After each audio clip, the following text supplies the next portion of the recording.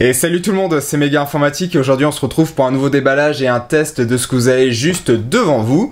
Donc vu que vous êtes des petits malins et que vous avez lu le titre ou que vous savez vous débrouiller en anglais, vous savez qu'on va tester un microphone sans fil, mais vous allez voir qu'il ne s'enfile pas n'importe comment ni n'importe où. C'est le modèle K380F et ce que je vous propose c'est qu'on passe tout de suite à l'unboxing puisque ça fait partie de ces emballages qui sont totalement sobres, hein. On n'a même pas de photo du produit, hein. On a juste le nom et le modèle, hein, dans le cas échéant. Et démerde-toi avec ça.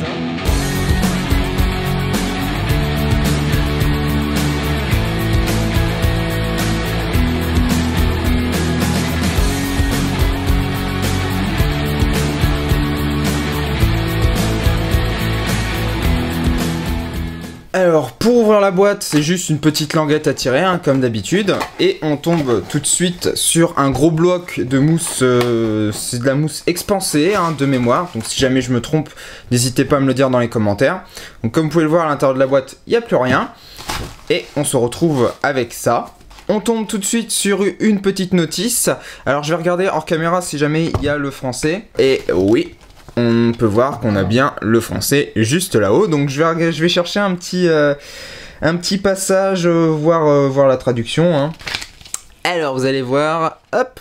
Donc on va lire ce petit paragraphe là. Donc installer la batterie du microphone. Jusque là tout va bien. Tournez le tuyau de queue pour l'ouvrir et installer deux batteries sèches AA. C'est pas une blague. Tournez le tuyau de queue pour l'ouvrir et installer deux batteries sèches AA. Voilà. On va continuer. Allumer le microphone, appuyez brièvement sur le bouton d'alimentation du microphone pour l'allumer. Jusque là tout va bien. Vous connectez à la musique de fond, connectez la boîte de récepteur via Bluetooth et le nom d'appareil apparaît et K380F, tablette, téléphone mobile, etc. Voilà. Donc comme vous avez pu le voir, et comme j'ai l'habitude de le dire, c'est du niveau Google Traduction. On va retrouver dans un premier temps le microphone, hein, c'est le plus important, emballé dans son petit plastique pour le protéger. Voilà, avec un petit écran bien évidemment pour le contrôler. C'est en fait un microphone qui va utiliser la technologie, d'ailleurs c'est marqué ici, UHF, Ultra Haute Fréquence. Et donc pour connecter le micro à l'ultra haute fréquence, il faut bien évidemment un récepteur qui se trouve juste ici. Et donc ce récepteur, c'est lui qui va faire tout, il va tout gérer. Donc vous l'aurez compris en lisant le petit passage avec moi du manuel. Ce récepteur-là est également compatible avec le Bluetooth. Donc en fait, vous avez, si tu fais ta mise au point, ça serait cool, voilà, BT Bluetooth. Donc en fait, vous avez trois façons de le connecter. Soit vous le connectez en Bluetooth sur un appareil type tablette, smartphone, ce que vous voulez, qui possède une puce Bluetooth. Soit vous le connectez à la FM. Et vous avez également la possibilité de le connecter avec le jack 6,5 mm. Et dans le petit kit d'accessoires fourni, on retrouve en cadeau un petit convertisseur jack 6,5 mm vers 3,5 mm, ce qui vous permet par exemple soit de le brancher directement sur une prise micro sur un ampli, soit de le passer en format 3,5 pour le brancher sur une prise micro d'un PC par exemple. On retrouve également dans ce petit sachet d'accessoires un câble USB vers micro USB. Voilà, si tu veux bien faire ta mise au point, voilà, vers micro USB, vous allez comprendre pourquoi juste après, dans la partie test.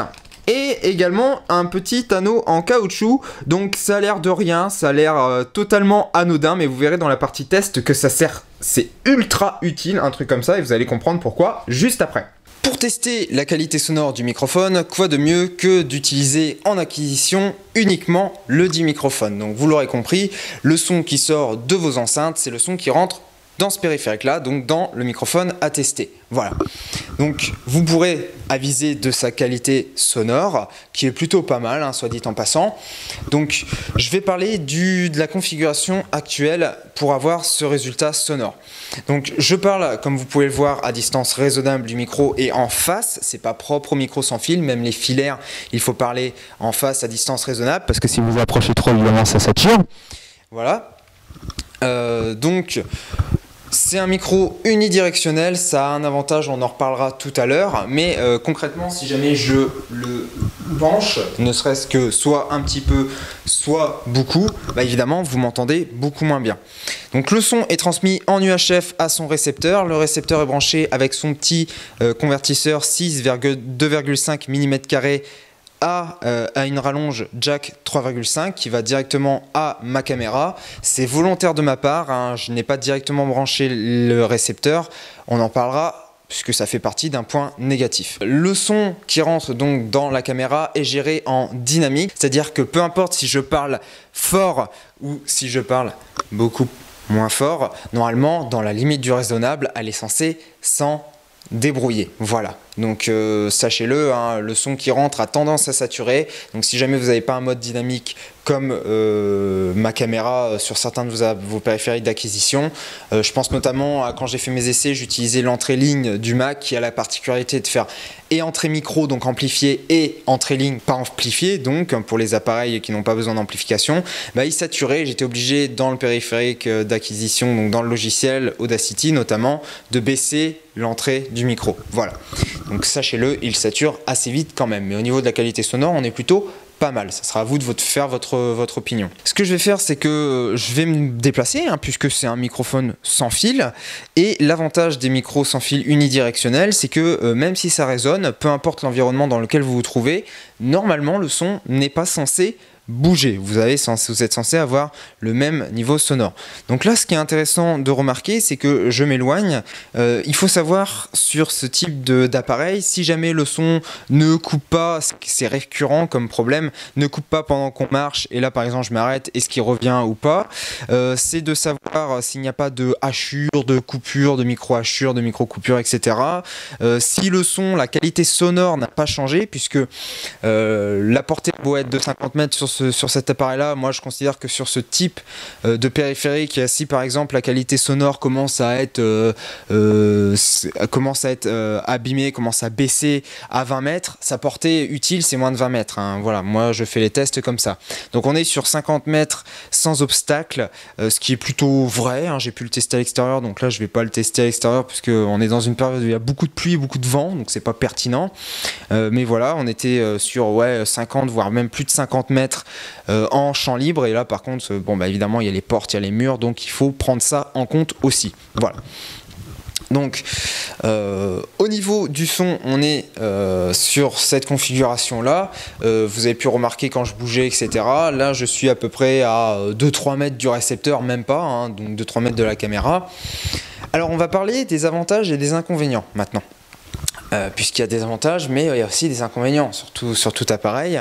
Alors, on va parler d'autonomie dans un premier temps. Que ce soit sur le micro ou sur le récepteur, l'autonomie est excellente et vous allez comprendre pourquoi. Le microphone n'est pas alimenté par une pile 9 volts comme on a l'habitude sur certains micros sans fil, mais il est alimenté par deux piles AA, donc des LR6. Alors moi j'ai mis des rechargeables parce que c'est plus simple et pour voir s'il y avait une différence ou pas. Il n'y a absolument pas de différence, ça fonctionne tout aussi bien. L'autonomie, j'ai arrêté de compter à partir de 30 heures, donc elle est excellente.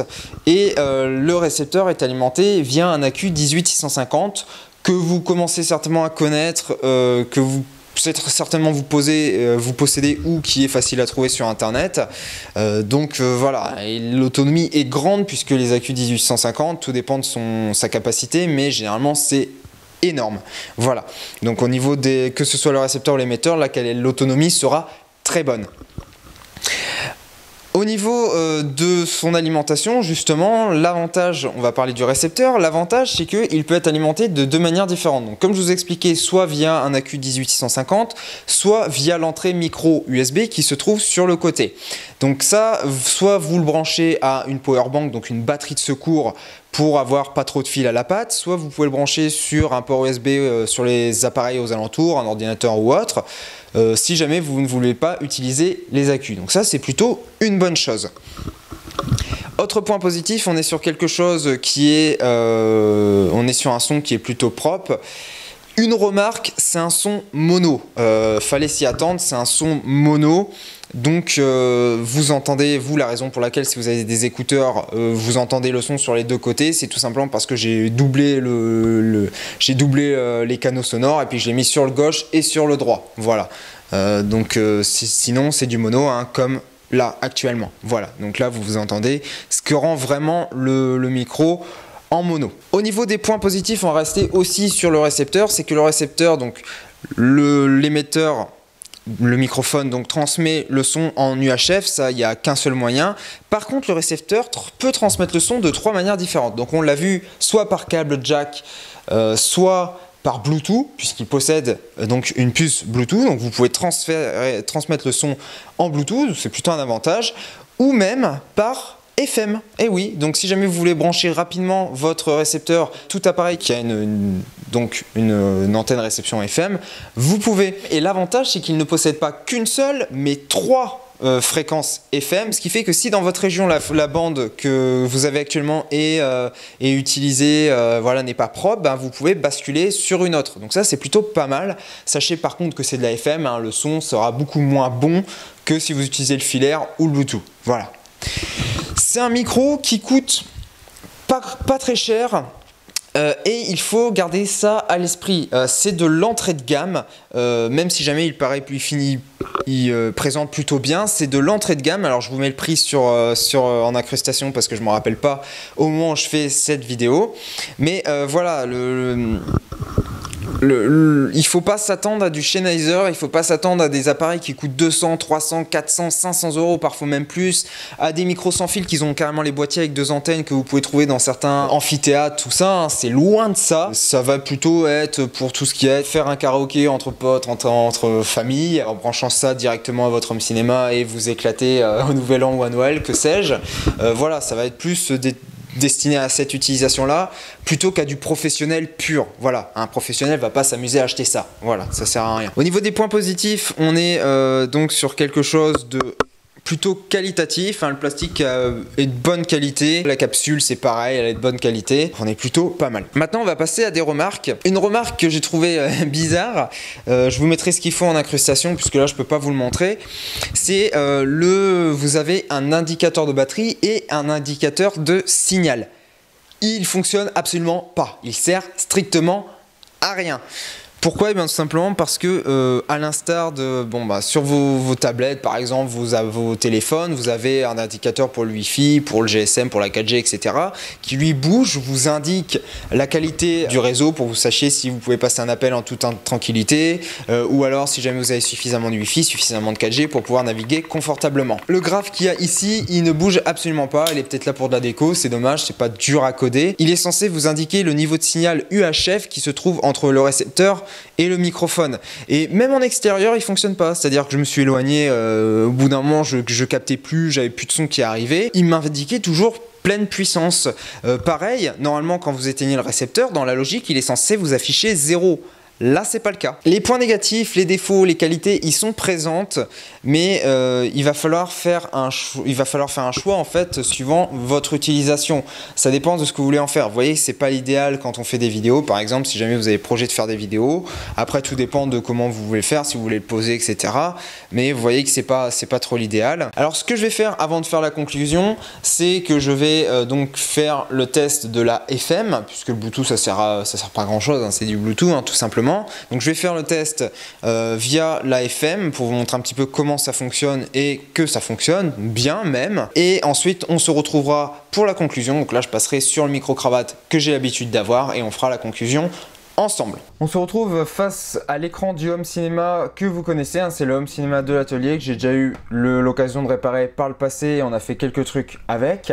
Donc je vais le démarrer et on va donc raccorder le récepteur pour qu'il transmette le son non pas via sa jack mais via la FM. Donc je démarre, voilà. Et donc là, voilà, donc je vais baisser le son parce que là je suis en parasite. Donc là, comment ça fonctionne? Et bien, comme je vous avais dit sur la partie d'avant, le récepteur va pouvoir transmettre en FM sur 3 fréquences. Vous avez ici la fréquence 105.4, 106.7 et 107.2. Et comment vous savez sur quelle fréquence vous êtes? Et bien vous l'aurez compris, c'est la petite LED qu'il y a juste en dessous. Donc la LED, elle prend une couleur, ici en anglais, RGB, Red, Green et Blue, ou rouge, vert et bleu. Donc là je suis sur la 106.70, on fera la modification après. 106.70, et là je suis donc sur la 106.70 en vert. Si jamais je veux changer, j'appuie juste sur ici le bouton FM. Voilà. Donc je vais placer le récepteur ici, je vais le poser. Vous allez voir pourquoi après. Et si je démarre le micro, que je m'approche du micro, et ben vous m'entendez. Donc là, je vais débrancher le micro-cravate du caméscope pour que vous puissiez avoir le retour à 360 degrés, hein, puisque là je suis sur les micros 5.1 du caméscope. Et je vais me mettre face à la caméra qui a été prévue. Coucou. Voilà. Donc là, comme vous pouvez le voir, vous m'entendez. Le son est bon. Après, faut garder à l'esprit qu'il y a de la FM et qu'il peut y avoir du parasitage. On va y revenir tout à l'heure.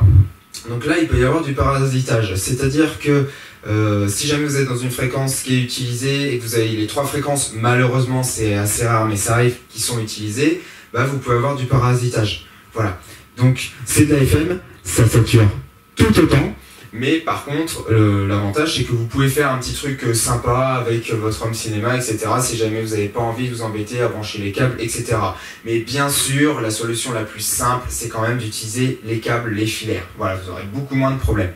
Donc, je vous disais tout à l'heure que ça posait problème d'avoir un truc en FM. Pourquoi? Simplement parce que ça peut être parasité. Si je prends le récepteur, le récepteur il possède un jack à ce niveau-là. Et qu'est-ce que c'est ce jack-là? Il peut jouer le rôle d'antenne. C'est-à-dire que si jamais je le lève un petit peu trop, c'est-à-dire que si je j'éloigne le récepteur un petit peu trop, voilà, là vous m'entendez plus. Voilà, vous voyez. Donc voilà. Donc le problème, c'est que ce récepteur-là, il faut absolument qu'il soit collé à proximité, vraiment à côté de votre home cinéma. Si vous l'éloignez trop, ça ne fonctionnera plus, parce qu'à partir du moment où vous allez l'éloigner, il va commencer à choper toutes les perturbations aux alentours. Après, il y a un autre truc que vous pouvez faire. Je vais vous montrer comment changer la fréquence. Donc je reprends le micro-cravate. Je reprends le récepteur, je vais baisser le son. Et donc, admettons, là j'ai envie de changer de fréquence, j'ai envie de me mettre sur la fréquence, celle-ci du coup, 107.2. Donc j'ai juste à basculer 107.2, alors en fait c'est 107.20, mais ils abrègent, ils mettent pas le 0, mais bon, c'est 107.1, 20, ne vous inquiétez pas. Et donc vu que je suis sur 107.20 ici, donc 107.2, là il faut juste que j'appuie sur FM pour passer la LED en bleu.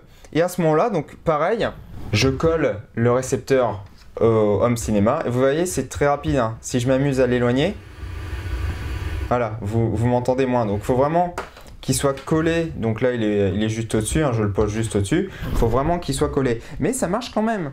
Ça marche quand même, mais par contre, le son est un peu moins bon. Donc si jamais vous voulez faire une petite animation, tout ça, pourquoi pas. Voilà. On se retrouve face caméra pour la conclusion sur le microphone et le récepteur K380F. Alors, est-ce que je vous le conseille ou pas? On va répondre tout de suite à cette question. Pour éviter de faire des répétitions, vous allez prendre tous les avantages et les inconvénients que j'ai pu dire dans la vidéo et en faire un condensé. Moi, je vais juste m'attarder sur quelques points assez dérangeants pour insister dessus. Voilà, pour vous aider à faire votre choix. Au niveau de la qualité, on va parler du microphone. On est sur quelque chose au niveau sonore qui est plutôt bon. Il faut garder à l'esprit que c'est du mono quand même. Donc il faut, si jamais vous enregistrez la piste, ça sera du mono que sur un canal, évidemment.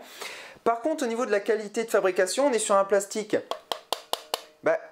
qui sonne pas si creux que ça, hein. Quand ça sonne creux, c'est parce que la conception fait qu'à l'intérieur c'est plus ou moins creux, mais on est sur un plastique, si vous le serrez, alors là je le serre fort au niveau de la main, on le voit à peine bouger, hein, je le sens à peine se déformer, pourtant j'appuie fort, donc c'est pas quelque chose qui risque de vous péter dans les mains.